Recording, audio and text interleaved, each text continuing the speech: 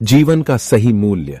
एक बार एक व्यक्ति अकेला उदास बैठा था और सोच रहा था कि भगवान उसके पास आने चाहिए।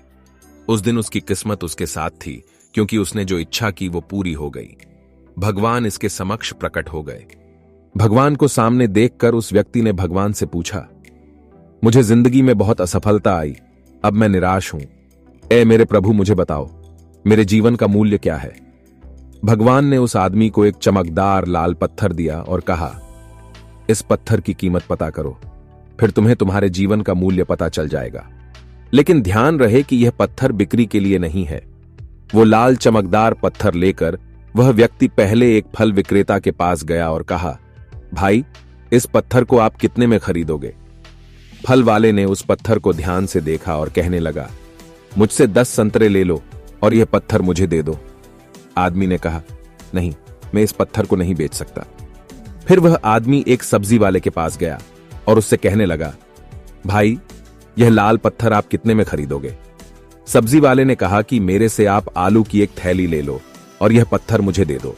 लेकिन भगवान के आदेश अनुसार उस व्यक्ति ने कहा, नहीं, मैं इसे नहीं बेच सकता।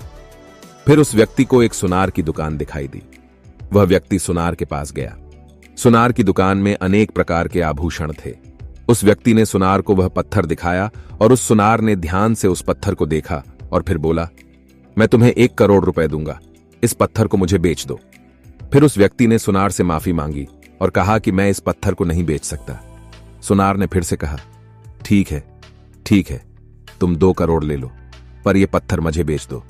सुनार की बात सुनकर वह व्यक्ति चौंक गया, लेकिन उसने सुनार को भी मना कर दिया और आगे वह एक हीरा व्यापारी के दुकान में गया। हीरे के व्यापारी ने 10 मिनट तक उस लाल चमकदार पत्थर को देखा और फिर एक मलमल का कपड़ा लिया और उस पर पत्थर रख दिया।